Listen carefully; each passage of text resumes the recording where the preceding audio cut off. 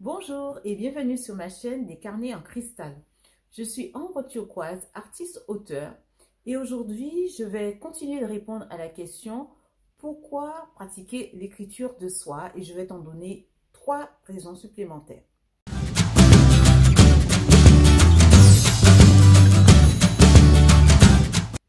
Alors pour continuer sur la lancée du pourquoi, donc je vais te donner une 5e raison pour laquelle il est important de pratiquer l'écriture de soi, c'est que nous sommes tous des paniers percés.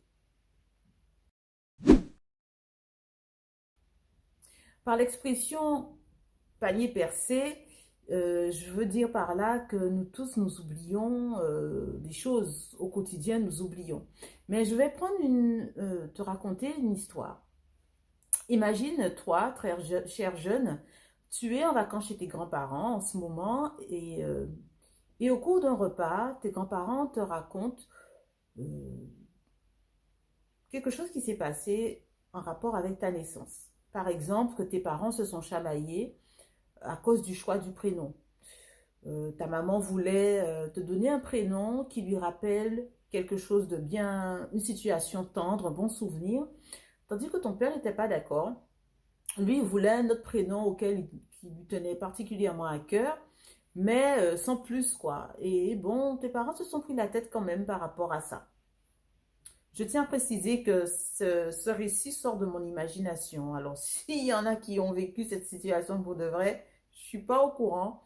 Je ne suis pas en train de déballer la vie de quelqu'un en ce moment. Mais c'est vraiment une fiction. Alors, tu es en vacances, donc tes grands-parents te racontent ce récit-là. Et tu es content. Alors, c'est vrai qu'avec les moyens que nous disposons aujourd'hui, tu peux être tenté, par exemple, de les enregistrer, de dire, ah, attends, papier, attendez, je vais mettre mon smartphone et puis vous allez raconter. Sauf que c'est vrai que face à une caméra ou face à un audio, comme ça crée un stress, il se peut que à ce moment-là, tes grands-parents soient un peu, comment dire, n'est pas l'occasion de te donner des informations vraiment croustillantes. Parce qu'il y a le stress de mal dire, le stress de ne pas être bien compris, il y a le stress aussi de trop dire et d'être gêné de demander d'effacer ou de pas parler de ce qui a été dit. C'est très délicat d'enregistrer une personne, même avec son accord. En général, les confidences ou les révélations les plus croustillantes se font de façon informelle. Et il vaut mieux à ce moment-là avoir son petit carnet pour noter le plus rapidement possible toutes les informations qu'on aura mémorisées. Ou si tu fais un enregistrement, mais c'est de toi-même, c'est-à-dire tu t'enregistres au lieu d'écrire, mais tu fais un enregistrement audio ou vidéo, mais de toi. Après, c'est un conseil, libre à toi de faire comme tu veux. Et donc, je poursuis. Donc, tu entends tes grands-parents raconter cette anecdote que tu n'as pas notée, malheureusement. Et puis, les vacances se passent et puis tu retournes chez tes parents. Alors, tu as 2 possibilités. Soit, dès le retour chez tes parents, tu discutes de ça avec eux, si c'est possible. Ou même pendant que tu es en vacances et que tu as tes parents au bout du ligne, hein, au bout de la ligne plutôt, tu peux le faire. Ou tu n'en parles pas à tes parents, tu retournes de tes vacances et il peut se passer quelque chose qui te fasse oublier ce récit-là. Par exemple, tu te rends compte que pendant ton absence, ton petit frère ou ta petite sœur a mis ta chambre en pagaille et puis ça t'a énervé et puis voilà, tu as zappé ce moment qui est un moment très important. Pourquoi? Parce qu'il est fort possible, je ne dis pas que c'est obligatoire que ça se passe ainsi, mais il est fort possible que lorsque tu auras des enfants, si tu décides d'en avoir, que tu aies ce même désaccord au sujet du choix du prénom de ton enfant. Et dans de telles circonstances, quand tu n'as pas pris note, tu n'as pas noté, tu n'as pas conservé ce cliché, cette situation, qu'est-ce qui se passe? Alors, à un moment donné, comme tu as déjà entendu ton récit, mais tu as oublié, hein, donc quand tu vas le revivre, tu auras un sentiment de déjà vécu, d'une situation déjà vécue. Alors du coup, ça va te trotter dans la tête pendant un certain temps. Après, tu vas finir par te rappeler. Ah oui, c'était il y a quelques années, j'étais en vacances. Je crois que c'était papy et mamie hein, qui m'ont raconté ça. Donc voilà, tu essaies de creuser, tu creuses, tu creuses, tu creuses. Et après, tu vas te rappeler, oui, c'est papy et mamie qui t'ont raconté ça. Les parents étaient en désaccord, mais c'était pourquoi au juste? Et là, ça va être plus difficile de trouver la réponse ou les réponses à tes questions. C'est pour ça qu'il est important, au cours de sa vie, on rencontre des situations, euh, on nous dit des choses, on nous fait des révélations sur notre personne, parce qu'il s'agit de soi en fait, hein, c'est l'écriture de soi, d'accord? Où on pose des actes, des fois qu'on banalise. Sur le moment, peut-être, on est très exalté de la chose, mais après qu'on banalise, alors ce sont des informations qui sont très importantes pour la suite. Pour revenir à l'exemple de cette confidence que tes grands-parents auraient fait, je connais qu'un exemple, hein, je reprécise encore, eh ben, le fait d'avoir conservé, si tu avais conservé ce récit-là, ça t'aurait permis justement, quand la situation se répète dans ta vie, eh ben, tu aurais eu le choix de faire différemment de tes parents ou de faire comme eux. Et là, comme tu n'as pas les informations, alors tu es perdu, tu ne sais pas quoi faire et tu vas demander à d'autres. Et alors qu'en notant, ben, tu aurais été autonome de pouvoir régler ce problème-là par toi-même.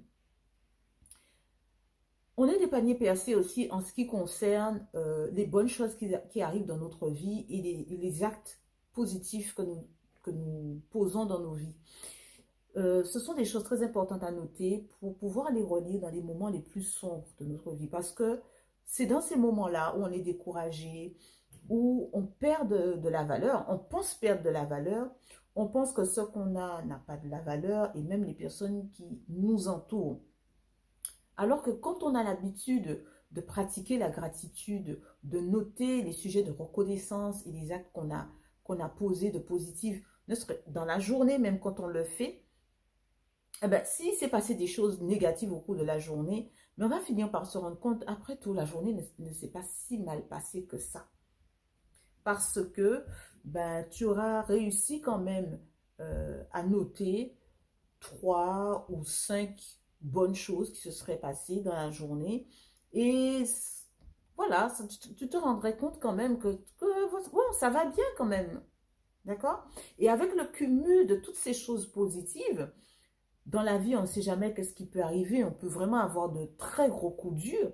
Le fait de se relire, de se rappeler de bons souvenirs, de revoir ces photos en écriture, bien sûr, de bonnes situations qu'on a vécues, ça pourrait vraiment te permettre de nourrir ton estime de toi-même, ta confiance en toi. Ça te donnera aussi le courage de prendre des décisions, de faire différemment. Courage que des fois on manque par peur du regard des autres, du jugement des autres. Ce qui m'amène à la 6e raison pour laquelle il est important de pratiquer l'écriture de soi, c'est que l'écriture de soi donne une meilleure visibilité de notre évolution.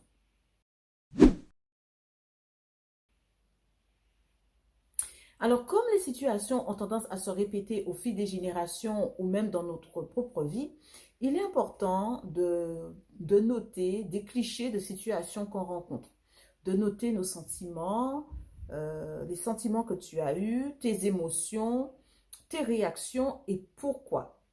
L'objectif n'est pas de vivre dans le passé, ok? Mais plutôt de te servir de ces informations-là pour mieux te connaître, te conforter peut-être dans les choix que tu as faits ou te permettre de faire des changements, des modifications dans ta vie.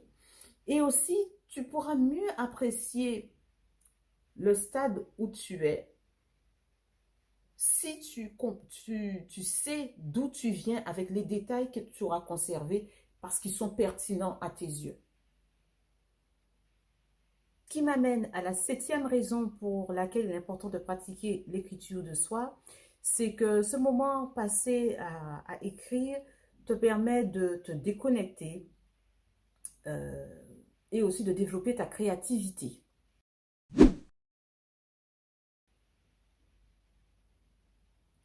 Alors, il n'est pas nécessaire d'écrire uniquement son récit tous les jours. Ce n'est pas une obligation non plus.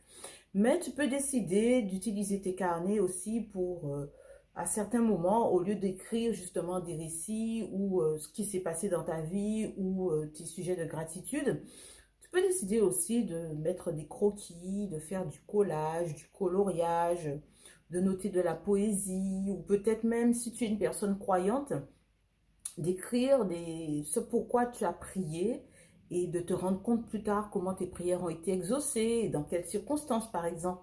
Tu peux aussi noter tes prédictions, tes projets, enfin vraiment tout ce qui te passe par la tête en fait. Tu peux aussi réserver ce moment-là pour vraiment te déconnecter, te lâcher d'une façon que tu ne ferais peut-être pas en public par crainte d'être pas bien compris ou comprise. Je tiens toutefois à préciser que bien que l'écriture de soi soit une activité en général à pratiquer seule, dans le calme, pour pouvoir vraiment être en connexion avec soi-même, se retrouver, avoir un peu les idées plus en ordre, voilà, dans le calme, ce n'est pas pour autant une incitation à l'isolement. D'accord? Donc, tu peux décider de partager certains récits que tu as notés. Bon, bah, après, tu choisis avec qui tu vas partager ces récits-là. Mais aussi, si tu as été victime, par exemple, d'agressions à répétition, peut-être, même ne serait-ce qu'une seule fois dans ta vie, il n'est pas conseillé de simplement le noter dans tes carnets. Il convient d'en parler à une personne de confiance. Et si tu es un jeune ou une jeune, ben, les premières personnes de confiance vers qui tu dois te tourner, ce sont tes parents. D'accord? Donc, trouver une personne de confiance qui sera capable de t'écouter, prendre le temps de t'écouter, prendre le temps de te comprendre, de comprendre la situation, et sera capable aussi d'être à tes côtés pour t'orienter vers les personnes compétentes qui pourraient pour te défendre. Voilà. Donc, je fais un petit résumé de tout ce que je viens de dire. Donc, l'écriture de soi permet déjà de conserver des clichés de situations que tu auras choisi et que tu pourras utiliser plus tard dans ta vie. Ensuite, l'écriture de soi te permet d'avoir une meilleure visibilité de ton évolution. Et pour terminer, l'écriture de soi te permet d'avoir un moment pour te déconnecter de tout et développer ta créativité. Ainsi s'achève cette avant-dernière vidéo dans la série du Pourquoi pratiquer l'écriture de soi. Alors, si tu as aimé, n'hésite pas à liker cette vidéo, à la partager à quelqu'un qui pourrait être intéressé par son contenu. Et surtout, n'oublie pas de t'abonner. Tu peux m'écrire, m'envoyer un message si tu souhaites que je développe certaines choses en rapport avec l'écriture de soi. Je me ferai un réel plaisir de faire cette vidéo et qui profitera aussi à d'autres personnes. À très vite dans une prochaine vidéo.